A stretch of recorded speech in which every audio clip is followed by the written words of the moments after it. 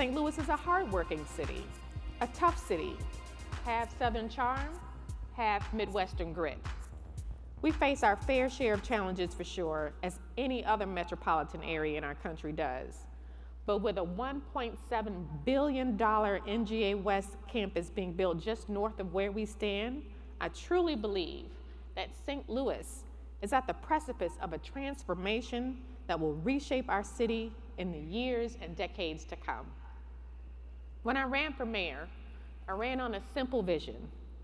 I want St. Louis to win again, becoming a place where anyone can thrive, no matter where you come from, your zip code, or any identity you hold. And let me tell you, when I look out into this room, when I think about the massive investment the geospatial industry is making in our region, I feel like our city is on the path to victory. There are thousands of top innovators and experts in geospatial technology in this room today, from the Department of Defense, intelligence, and academia. Innovators in mapping, satellites and satellite imagery, artificial intelligence, and more. In 2019, the geospatial industry was responsible for 27,000 jobs and nearly $5 billion in economic impact throughout the St. Louis region. This new NGA headquarters will enhance this economic footprint even further. While some of us grew up with landlines and dial-up, geospatial intelligence is helping our kids catch them all in Pokemon Go in their own neighborhood. Geospatial is broadening our notion of what's possible. The sheer pace of innovation in this industry is thrilling to see, and the future home of geospatial is being built right here in the Gateway City. St. Louis is an incredibly advantageous location for geospatial to build, innovate, and grow. St. Louis is a region, the St. Louis region is a rich, diverse hub of talent in the Midwest. Our city is consistently rated one of the best in the country for startups. New economic tech startups like Square and Balto are choosing to base themselves in St. Louis, and it's clear why. It's an attractive, affordable destination for people looking to get ahead in their careers and raise a family. And let me tell you, our world-class universities, top-tier medical systems, thriving innovation districts, vibrant art scene, 108 beautiful parks, the most enthusiastic sports scene in the country, paired with our low cost of living, your dollar goes really far in St. Louis. Let's take a moment of silence for the Cardinals yesterday. And NGA West isn't the only thing we're building here in St. Louis. Our city's primed to become a true community and inclusive industry ecosystem for geospatial. We're allowing geospatial companies with the region's established corporations for synergistic growth with advanced industries, including national security, transportation and logistics, precision agriculture, and healthcare and delivery and research. We're working to enhance the city's workforce and prepare for future opportunities with partnerships with Harris-Stowe State University, K-16 geospatial education, and workforce development efforts. Our region's school systems, colleges, and universities are priming future talent for jobs in a growing geospatial industry and already collaborating with existing industry sectors on research and applied projects. NGA West is truly just the beginning. And all of this work is being done with neighborhood revitalization as a key goal. When I ran for mayor, I also ran on a promise to right historic wrongs that have held St. Louis back. I'm the first Black woman mayor of this city, and I'm also the first in over 25 years to be born, raised, and still living north of Delmar Avenue, the line that divides Black St. Louis from white St. Louis. St. Louis must be a place where communities can thrive across racial lines, but Black communities north of Delmar are shrinking as families move out of the city. Acknowledging our history is essential if we want to move forward in a way that centers racial equity. Decades of intentional disinvestment have left families and communities across St. Louis struggling, and my administration is committed to supporting these neighborhoods in new ways. NGA West and further geospatial investment offers St. Louis a once-in-a-lifetime opportunity to transform our neighborhoods by promoting inclusive growth. This growth must include the longtime residents of neighborhoods, so St. Louisans aren't forced out of the neighborhoods that they love and care for. Equitable development happens from the bottom up, not the top down.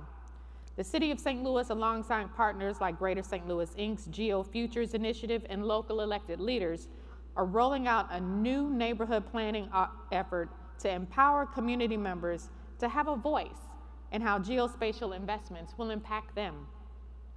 While this effort will eventually touch every one of our 79 unique neighborhoods, we're starting with the first 6: St. Louis Place, Jeff Vanderloo, Carr Square, Columbus Square, Old North St. Louis, and Hyde Park. Those are the neighborhoods that surround the NGA campus. Yesterday, our director of the St. Louis Development Corporation, Neil Richardson, emphasized that with millions of dollars flowing into our communities, we must make sure that we do not displace those individuals who have been committed to our city and their communities. That's why my administration is putting such emphasis on equitable development and community planning. We want the people who have been dedicated to St. Louis, to their neighborhoods, to be the true beneficiaries of equitable growth.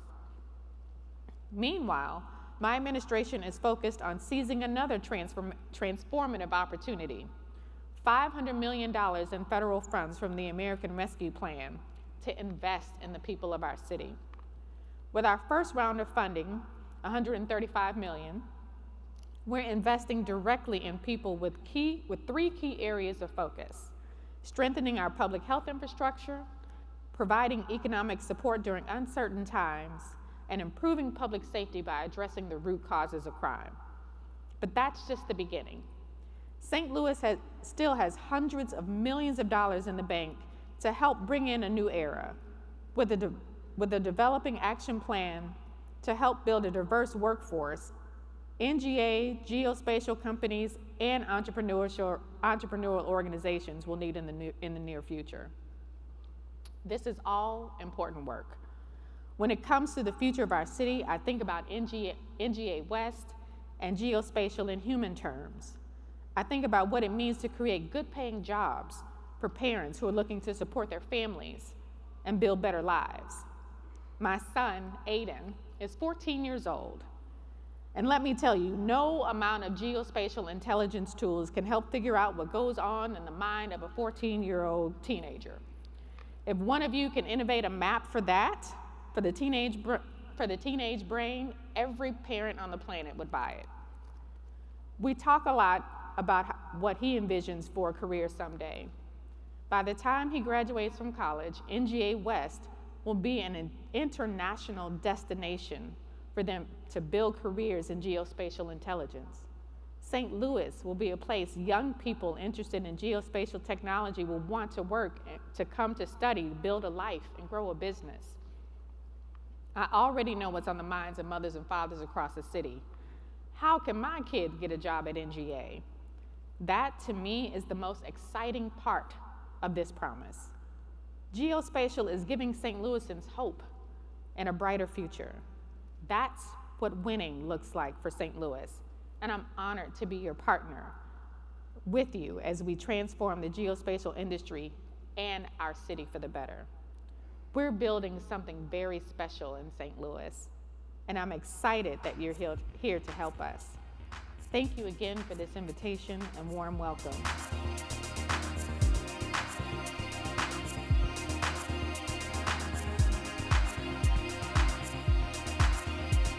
Who knows what the metaverse really is? All right. You are in the right place. I think we all are in the right place. That's what we're going to figure out. So I have to tell you, I'm very, very happy to be here today. 3 reasons. Reason number 1 is that we're actually here today together in person. So yahoo, this is great. The second reason, and I hope I can say this, I really think this is the coolest, hottest panel of the event.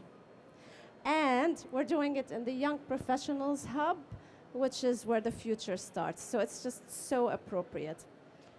But I'm also happy because we're here today to dig in together into what the metaverses are, right? And how do we define it? How do we build it together? How do we work with it? How do we use it? How do we not abuse it? There's so much we can actually cover. And as the CEO of the Open Geospatial Consortium, I really think that the metaverse is the next frontier for geospatial. And I tell you, I'm here because I want to make sure that when we build, this whole new ecosystem, this environment, we build it on open principles, on open standards, on interoperability, so anybody can play, like really play. And we do it based on the FAIR principles, the findable, accessible, interoperable, reusable. And I think that's why I'm so lucky that I also have the easiest panel of the event, because you got the experts. And shall we start by asking them why they're here? And maybe give us an example of what the metaverse is. So it's something concrete. It's like, hey, you've actually seen it. You've actually used it. And let's start with that. What do you think? Yes? All right. So I'm going to go ladies first. Wendy, can you tell us why you're here? I do basically everything digital media, and Adobe covers it all, and luckily we just got more and more into 3D. Most of our tools touch 3D, and we have some really cool tools getting specifically into it. I spent close to 30 years at the CIA, and starting off in production of a little bit of everything, and got into 3D animation and video editing. And then after 9/11, I did a lot of multimedia forensic analysis. But 3D was always a passion. Started it when you needed very expensive SGIs and very expensive software. The cool thing about technology today is anybody could do it. It just keeps getting cheaper, it keeps getting faster. The iPad, you can do so much on it. You guys are just in a wild time. I'd almost love to start my career over in some of this stuff. So the metaverse, it means so many things to so many different people. I do some 360 video editing. I put my Oculus on and edit in Premiere, and that's kind of crazy. And after 10 minutes, you're not quite sure where the table is and where the 3D table is. So it's just any of the immersive worlds, everybody has their own. Thank you, Wendy. I'd love to learn more. All right, so Patrick is a hero in the OGC world because he's a champion for interoperability, and I love that he's bringing his passion to the metaverse. And I do believe that we need collaborations across industry, government, and education as well. When we think about the metaverse, there's so much buzz right now, right? Like you even have Jim Cramer on CNBC talking about the metaverse. You have things like the Roblox IPO for $45 billion. And it's in mainstream now. Folks are talking about it. And I think there's a question, well, is it buzz? Or is this something that's real? And I am a firm believer that the metaverse is and will be real, and that we are at the very dawn of it, just like the early days of the internet. And the internet took decades to unfold, and it was built by many, not just one vendor, which is why I love openness and interoperability, Nadine. And that we need to work together to build this. Now, as for, well, what is the metaverse and what is an example, if you don't mind, I'd like to use two approaches to this. One is kind of my technology bottom-up approach, then another is what are users going to do with it? So just thinking from a technology perspective, new types of technology just create new frontiers, right? So the transistor-enabled PCs, networking and communications enabled the internet, the commoditization of PCs and the internet enabled cloud computing. Now think about the world we live in today, right? We have really capable VR devices. They're a few $100s. I think we're at the brink of truly wearable AR devices, where in our lifetimes we'll have glasses contact lenses that will be screens. We have GPUs everywhere. We have game engines. We have IoT. We have so much compute at edge. We really have some amazing technology foundations to build, and Wendy, you said it, immersive experiences, 3D immersive experiences. And we shouldn't think about computing as I'm at a keyboard with my computer and a laptop. Computing is just very general input, compute, output. Compute may be a touch screen, it may be hand gestures, it may be voice recognition, and that output may be a monitor, but it could also be my AR glasses, my VR, a hologram. So just as technologists here, I asked you, well, given all of these beautiful foundations, what are you going to build? And that will be the metaverse. And then my complete other perspective on, well, what is the metaverse? What are folks talking about it? How would I explain it to my grandmom? Is just like mobile phones brought the mobile internet, the metaverse now, with widespread interest in 3D, is the next generation of the internet that is fundamentally 3D immersive, it's collaborative, it's persistent. There are metaverses today that many of us either play or maybe our children play with Fortnite, Roblox, even Minecraft, and it creates a social connection digitally. Those are my two examples from metaverse. That's fascinating. Thank you, Patrick, for being on the cutting edge. Speaking of cutting edge, Kyle, what are you working on? Why are you here? All right. Yes. Thank you, Nadine. Thank you for the invitation. Glad to be here and speaking with all of you. So I'm at the University of Southern California's Institute for Creative Technologies. We're a U.S. Army UARC, so a lot of our research is for the Department of Defense. A lot of that research is specific to the Army's synthetic training environment, and a big part of that is being able to build and replicate through reality capture real-world environments that can be acted upon, trained upon, intelligence analysis run upon, and ensuring that those sort of mirror the real world as much as possible, to the point that a live training scenario with soldiers in the real world can actually be executed and fully adjudicated on the simulation side, so that instead of using lasers for things like tracking bullet hits, you're actually doing that within a simulation environment, and that's being adjudicated and passed back to the real world. A lot of really interesting things that we do are a bit more on the restricted side. So one of the big things that I'm always trying to do is see, of all of this great research that we're doing, what can we release? What can we push out? What can we sort of slip through the cracks and get it into the open source environment? And ultimately there's not a ton, but there's just enough that can make it out. So we're able to release a lot of synthetic data. We're able to release a lot of data that comes from real world environments that mirrors the exact patterns that we're using for the restricted sites, but is coming from civilian sites like the USC campus. And so, there's sort of a great idea there that we can take a lot of that research and development and actually begin to push that out and let people use it in open ways. And so, ditto to everything that's been said with sort of interoperability and open source systems, let's leverage as much of this investment that's coming from the sort of military infrastructure and try to bring that out and make it accessible to everyone. And so, a lot of what I think about when I think about the metaverse, which is comes from most of my thoughts on it come from one of my favorite books, Snow Crash by Neil Stephenson, which I would highly recommend because he sort of coined the term metaverse and led to that science fiction idea that we think of as the metaverse, which is actually becoming, as typical science fiction does, science reality.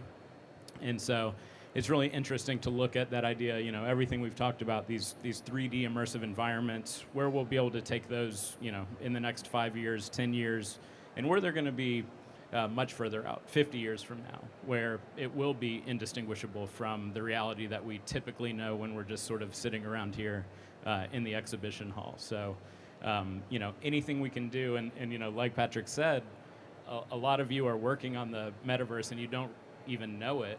I think there's a huge value in that, because the metaverse is sort of this consequence of all of the hardware and software that humanity has built to this day.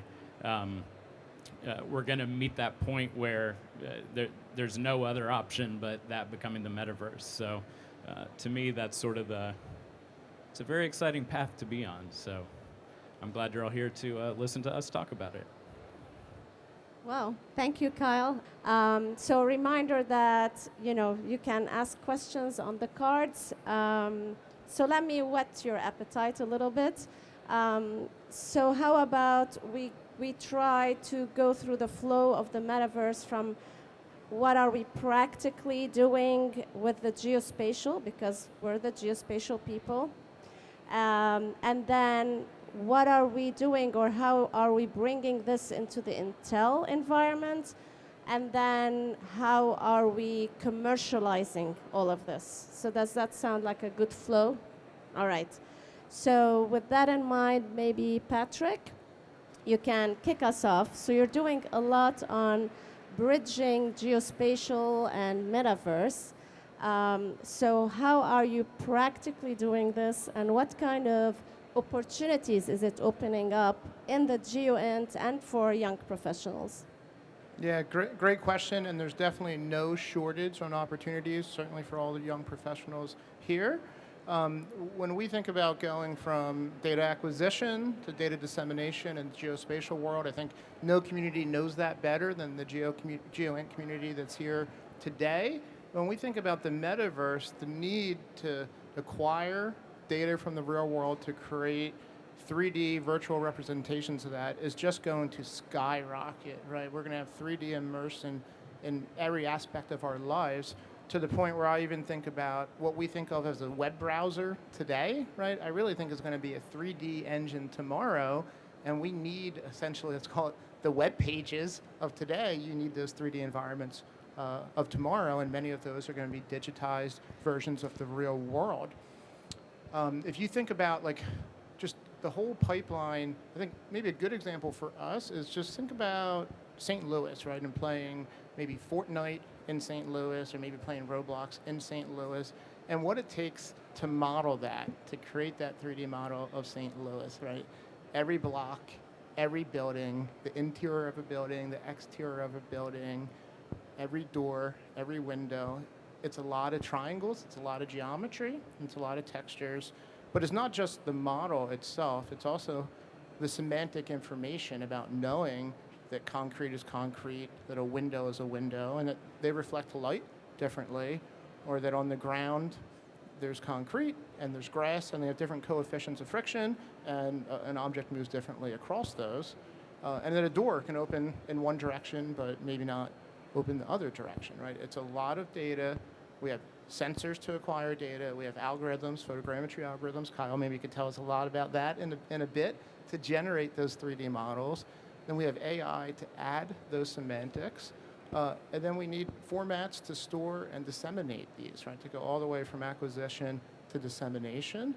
And I think for the young professionals here, you don't need to find a market gap to specialize in. I think every stage of that pipeline, from sensors to photogrammetries to AI to tiling to dissemination, there are opportunities in the metaverse for all of you. And I really think you should chase your passion in that pipeline. Chase your passion. I love this. Thank you, Patrick.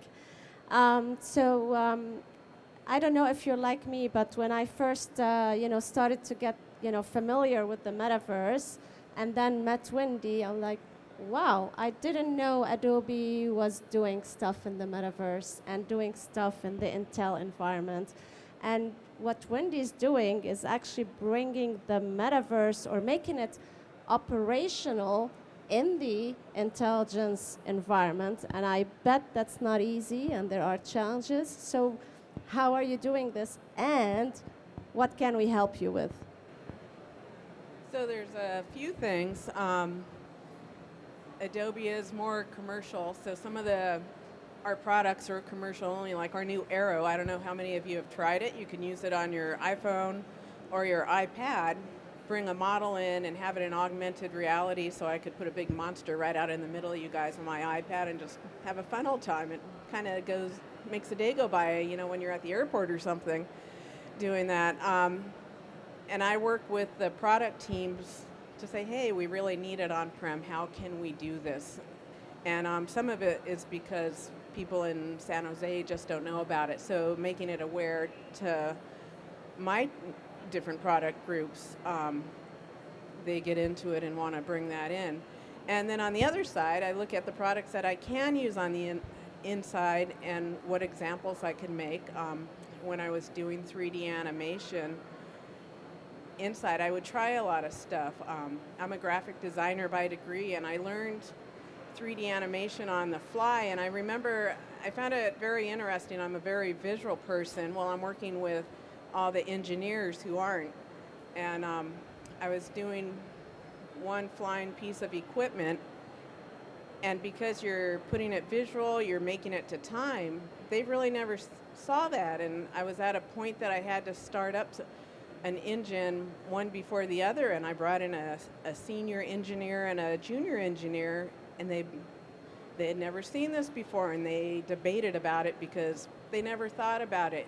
What starts first, what starts second. So it's a whole new realm for a lot of people. So we learn stuff as we go along, and I think you have to be very open to that. Oh, maybe we do things differently. Maybe we texture something differently. I also know I sent that piece of equipment into space and I blew it up. And I had the biggest, best explosion. George Lucas was going to hire me next because it was cool. And one of the rocket scientists come and they're like, Wendy, you know there's no flames in space. But I'm like, it looked cool, didn't it? So, you know, live and learn a little bit. We work with all the different products. We do modeling with 3D, but we don't do animation like Autodesk. So we need to be able to work with our partners. We need to be able to work with SEM and all the different Maxar and Esri and everybody else. How do we work with them? What do we need? So a lot of times it's a lot of discussion. I can tell you in forensics, I did a lot with authentication. I always got that question, is it real? And it was kind of scary because everybody else in the community was getting asked the same question. And so 12 different reports would go out and you'd be like, whoa, what'd they say? Well, what do? Hey, come on over to my place. I started up a working group. And it's like, we started saying, well, I have this, I have that. We started understanding. Those guys figured it out this way. I figured it out that way. We all came together. We grew that way. They had different tools. We started sharing, and we started, we also teach a course now because we tend to be the experts. So we're passing on our expertise to the next community. I'm still in it as an industry rep. You know, I think the metaverse would really benefit from having that type of working group, inviting everybody. What do you need? The more experienced analysts to you guys being the young professionals probably know more and what you want to. You've done more games. You have different visions. So bring it all together and share it. I think we really build on top of that type of thing. If the community comes together and we're trying to do something, you know, everything else flows. And I think, you know, very biased, but I love the geospatial community because we're very outward looking. We want to collaborate with people outside the geospatial because it touches everything. And that's what I was hearing from you, Wendy. So thank you for actually highlighting this point. Kyle, I have a question for you. How do we go from the ideas to having products? And we heard, you know, Dr. Dixon yesterday, you know, there's a lot of innovation, but how do I get something that's reliable, that's valid, that I can actually trust and use? So how could we do? Yeah, thank you. So, yeah, great question. I have a couple examples. I'll share an anecdote that comes out of ICT, the Institute for Creative Technologies. So I run the modeling and simulation lab. We work very closely with the mixed reality lab. The mixed reality lab, obviously their focus is mixed reality. And a number of years ago, the director, the PEO from PEO STRI, which is one of the Army organizations for transitioning technologies, came to ICT and went to the mixed reality lab and said, why is it so expensive to attempt virtual reality? And at this time, virtual reality meant having, you know, silicon graphics computers and having a very expensive, very heavy headset that went on your head. and having a whole team to support that equipment, having a whole team to develop that software. And they said, well, let's see what we can do. And so they started to build a viewer for that, was 2 glass lenses that sort of looked at an iPad or a tablet that was available at the time. And there was a lab technician who started to pick up on a lot of this technology. And that lab technician then started to put that same thing into a phone form factor. And that ultimately became sort of what Google Cardboard then provided, because they were building this very cheap solution. That lab technician spent a good bit of time doing the R&D, working out a lot of these problems, and wound up building something that was quite cheap and quite effective. And then he left ICT, and he marketed that as the Oculus Kickstarter. That lab technician was Palmer Luckey, and then he sold the technology to Facebook for billions of dollars. So from the R&D, there are direct outputs to commercialization that can really be quite effective, because if you've got the time and you have the energy and you have the people who are super interested in trying to solve some of these problems, you kind of have a direct path to how you can commercialize things like that. And another way that we sort of look at it is you've got the path to commercialization through having a valid piece of technology that can be supported by people who want to pay for it. But you also sort of have this path to commercialization and validating your products by getting enough eyes on it. And so that idea of community. So, recently one of the things that we've done, I sort of alluded to it before, but we're always running into this issue. People say, what does your data look like?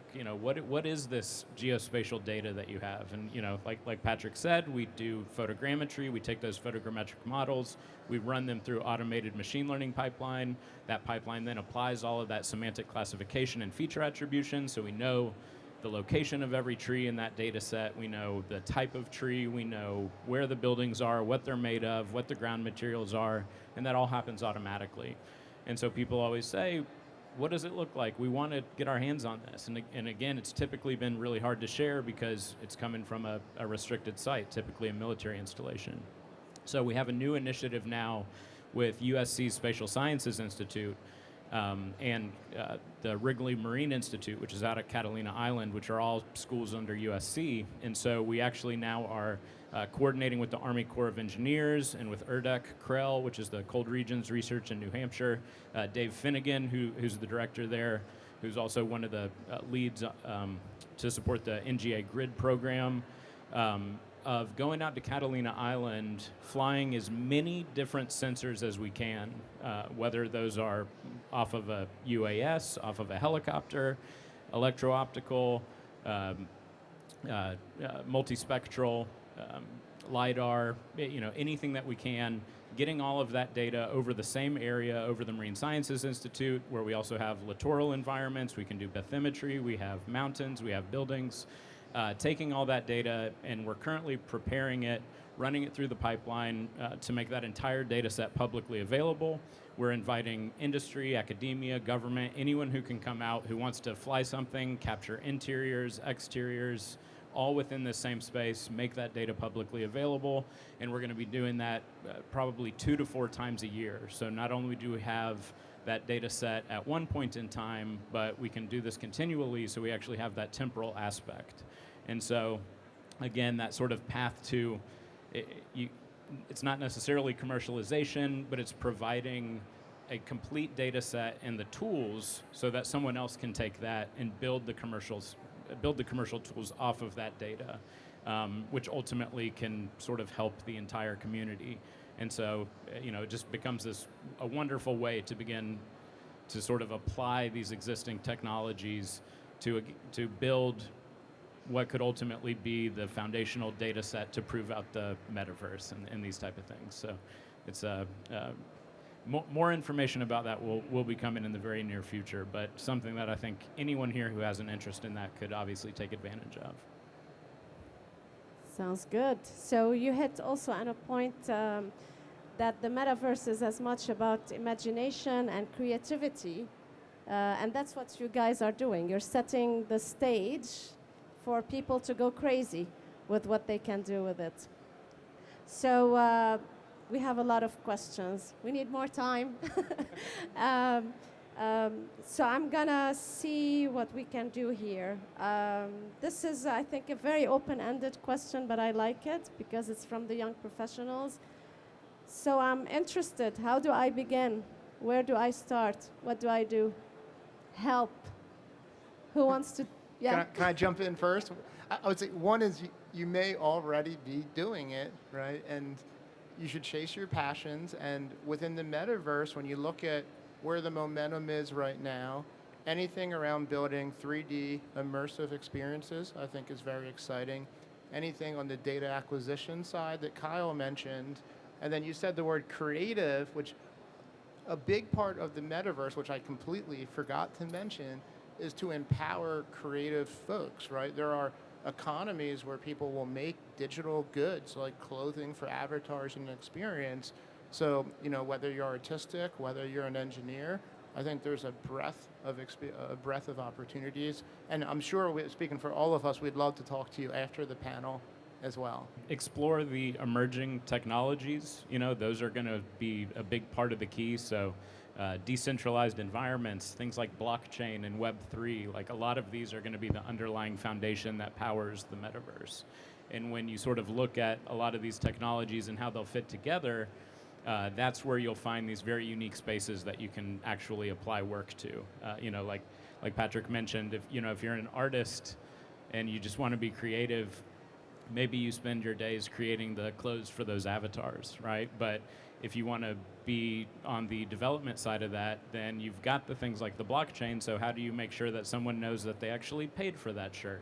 And how does everyone existing within that metaverse know that this person has bought that shirt and owns that shirt? And how do you track all of these things? And you can sort of abstract that from just the shirt and the clothing of the avatar to how can you ensure the provenance of this data? How do you know where this data come from, and does it actually fit within this aspect of the metaverse? And then to that, obviously having Nadine here, the idea of the standards, so look at what standards exist today for all of these different aspects of what could be applied to the metaverse, and look for things that are missing. Where are things not being well defined? And where could things be well defined? And then there's a whole pool of technology that can start to actually create the space to define those elements, because that's going to be a huge key, because right now you've got a lot of different groups who are building what they think of as the metaverse, but in reality, we are going to build a lot of different metaverses, and they're all going to need to talk to each other. So I think that's the big key.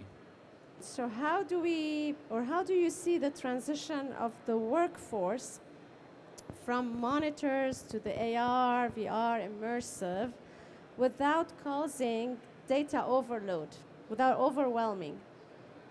You can kind of simplify something like VR and be like, how do you make it so somebody doesn't get seasick inside a VR headset, right? This motion sickness is a big part of that. But then you also have this idea of now you've got an AR headset and you're interacting in the real world with a virtualized space, or maybe you're in a VR headset and you're fully virtual and maybe multiple modalities are interacting together.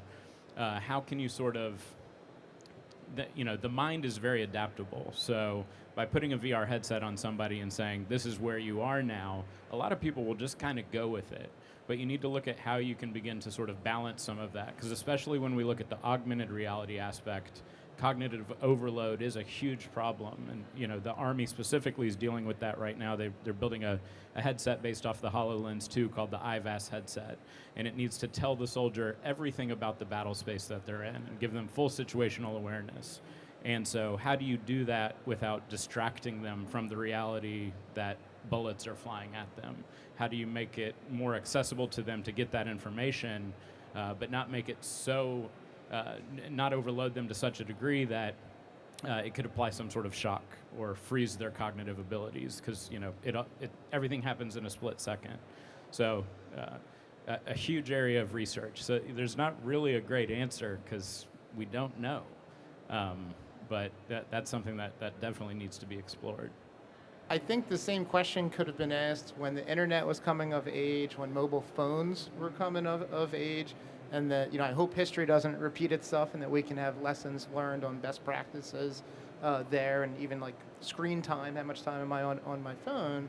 And then Kyle, you said something that was interesting, in that for me, for these immersive experiences, and if my glasses right now, like, geez, in the metaverse, my email could be up right here, right? And no one would know that. But from the design perspective, like, less is more, right? Like that IVAS scenario, you can't have 40,000 different distracting augmented overlays, right? And then from a young professional perspective, there are many careers in user interface design and 3D immersive design of the applications. I think one other thing I'd add, I think I learned it more from COVID. On the weekends, turn it all off. Go find the outdoors, cook dinners, whatever. It just really clears it up, and you can start Monday fresh, and you could run a little faster then. All right, I have a very serious question right now. Seriously, it's very serious. How do you establish trust in the metaverse? I told you. May I start? I believe that trust is earned, and that to earn it, you have to be super transparent, you have to be extremely open, and that the companies building the metaverse should be very upfront about the parts that they want to contribute and how they should interop together. And I'm sure there's a lot more to talk about on like the NFT and the blockchain side of the house, but that is not my area of expertise.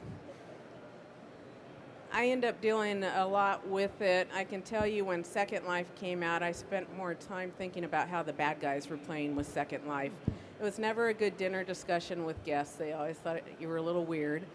So we have to watch that. One thing that Adobe's doing, and I'm looking at how it moves over into other parts, we've started the Content Authenticity Initiative to pretty much stamp images, video, and audio so people can trust it. So you can look at, oh, there's a content authenticity hash. I know where it came from. I know what's happened to it. I can trust it. We just need to, watch those type of things, because I think we can get into a metaverse that it could have a lot of things false, and we could do a lot of poor analysis with it, because we're just looking at the wrong thing. Yeah, totally agree. And I think it's the blockchain is a huge part of that. The Web3, look up Web3 and sort of the standards that are going to apply to that. It's basically just a decentralized internet where everyone will have a fully transparent copy and record of every transaction that's occurred. So if you want to have that fully transparent copy of everything that's occurred in the metaverse, you can have that, and you can run a node that collects that, and you'll have all these different systems across the globe that are equally transparent. So it will be impossible to hide anything within that open metaverse network. That said, since in an environment like GEOINT, maybe you also do need closed networks as well. You can run those sort of nodes in a closed environment. This is Morgan Stanley is a great example. They do this currently, where they have a internal blockchain that does not access the rest of the blockchain to the rest of the world, and they can have that fully transparent ecosystem just within their corporate environment. So that could easily be extended to and abstracted to apply to specialized instances of this, where maybe a metaverse needs to run, maybe transaction records need to run and need to be transparent, but not to the entire world, just to the people who are qualified to access that information. But the majority of us, and back to that accessibility and openness, I think that's sort of the beauty of these decentralized networks and the decentralized computing, is that you cannot hide anything within that transaction record. Great. So I have a question that builds on this. It's an easy question, and I swear I didn't write it. It came from somebody here. And building on what you said, Kyle, the question is, how do open standards impact adoption? I want you to answer that question. That would be very biased. That's why I have you here. Sometimes if someone else says your point, it becomes even more credible. And I think that's, again, why we're a community, and we're trying to amplify each other's messages so that we can actually work together. So who's... So, yeah? Yeah, I'm a big fan of open standards. I think that's no surprise here. We need collaboration, right? In order to have effective collaboration, we need open standards, right? So it's one thing for one company to build an API or a format and then to try to get it adopted. It's another thing for a community to collaborate and to create a standard, an open standard. And when that flywheel starts spinning, that acceleration of adoption is just really, really remarkable. And you want an open metaverse, and you want everyone to be able to contribute. One day you're going to have an avatar. It's going to be in Fortnite. You're going to be able to bring it into Roblox, and then you're going to be able to bring it into the HoloLens, right? In order for that to interoperate, you need that 3D model and all of the behaviors and attributes to be able to go back and forth. So I think open standards are the foundation for the metaverse, and really once they start getting moving, they really, really accelerate adoption. Adobe runs a lot on open standards, and I think it makes everything a little bit less stagnant. If you look at some of the technology over time, the ones that kept really closed standards, they only went so far. They might have been great, but they just kind of timed out when everybody kept going forward.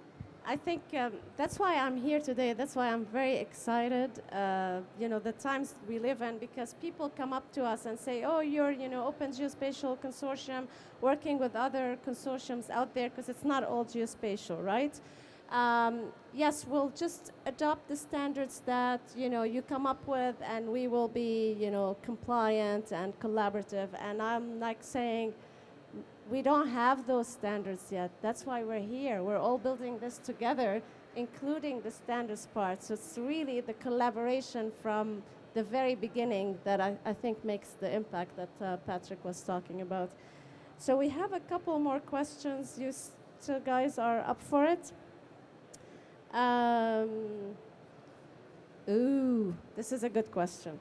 All right.